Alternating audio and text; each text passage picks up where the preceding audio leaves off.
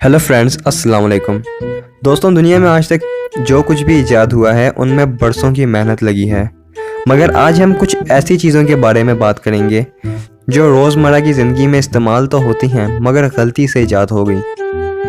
इन चीज़ों के बनाने वालों ने खुद भी नहीं सोचा होगा कि उनसे ऐसा कुछ भी इजाद हो जाएगा। दोस्तों, पहले हम बात करेंगे चिप्स की। दुनिया में हर जगह चिप्स बहुत ही शौक से खाए जाते हैं। लोग इनको घरों में भी बनाते हैं और ये पैकेट्स में भी मिलते हैं अब तो। मगर क्या आप जानते हैं ये गलती से इजाद हुए? ये दिलचस्प कहानी न्यूयॉर्क के एक जॉर्ज क्रम नामी शेफ़ की है। 1853 में फ्राइड पोटैटोस बहुत शौक से खाए जाते थे। यह शेफ़ जॉर्ज क्रम न्यूयॉर्क में सैराटोगा स्प्रिंग नामी एक रेस्टोरेंट में काम किया करता था। इसको एक कस्टमर बहुत ज़्यादा तंग किया करता था।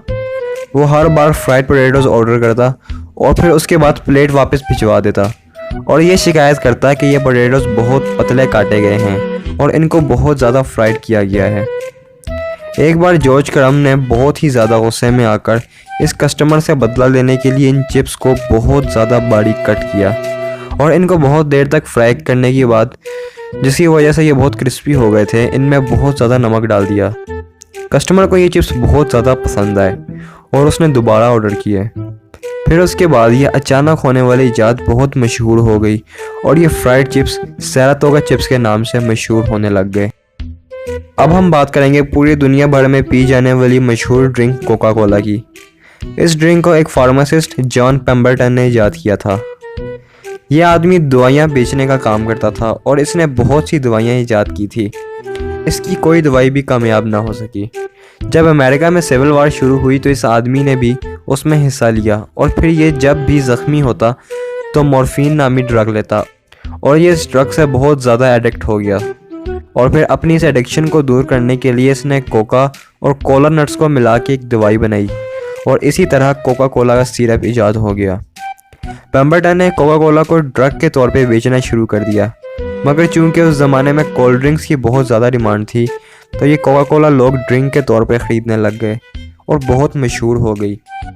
अपने मरने से पहले पेम्बरटन ने कोका कोला के फार्मूला को एक बिजनेसमैन ऐसा कैंडलर को बेच दिया था और फिर उसने कोका कोला को सॉफ्ट ड्रिंक के तौर पे पूरी दुनिया में मशहूर कर दिया। अगले नंबर पे हम बात करेंगे आइसक्रीम कोन की।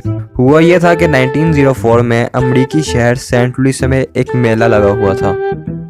इस मेले में एक आदमी जिसका नाम अर्नेस्ट था क्रिस्पी वेफल्स बेच रहा था, मगर उसके वेफल्स नहीं बिक रहे थे। चूँकि तब गर्मी बहुत ज़्यादा थी तो इसके बिल्कुल साथ ही एक आदमी आइसक्रीम भी बेच रहा था और उसकी आइसक्रीम बहुत ज़्यादा बिक रही थी और आखिर उसके आइसक्रीम कप्स ख़त्म हो गए। उन दिनों आइसक्रीम कप्स में बिकते थे। तो अर्नेस्ट ने अपने वेफल्स को आइसक्रीम के साथ बेचने का सोचा और अपने सारे वेफल्स आइसक्रीम वाले को दे दिए और देखते ही देखते उनके वेफल आइसक्रीम्स बहुत ज़्यादा बिकने लग गई और लोगों को बेहद पसंद आ गई और यूं ही वेफल्स आइसक्रीम कोन गलती से इजाद हो गई। अगले नंबर पे बात करेंगे टी शर्ट्स की। दोस्तों, टी शर्ट्स को दरअसल कव्वाड़ों के लिए बनाया गया था।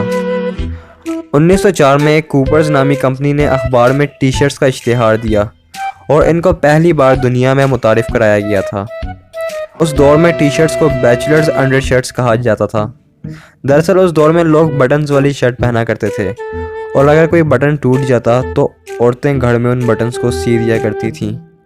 मगर जो कवाड़े थे उनका क्या, उनको फिर बहुत मुश्किल होती थी। कूपर्स नामी कंपनी ने फिर इन्हीं कवाड़ों को मद्देनज़र रखते हुए टी शर्ट्स का इजाद किया। इस कंपनी के वहमो गुमान में भी नहीं होगा कि टी शर्ट्स पूरी दुनिया में पहने जाने लगेंगी और देखते ही ये शर्ट्स पूरी दुनिया में मशहूर हो गई। दोस्तों, आज के लिए बस इतना ही। अगर आप लोगों को ये वीडियो पसंद आई तो लाइक और सब्सक्राइब ज़रूर कीजिएगा मज़ीद ऐसी हैरत अंगेज़ वीडियोस देखने के लिए। मिलते हैं अगली वीडियोस में, तब तक के लिए अल्लाह हाफिज़।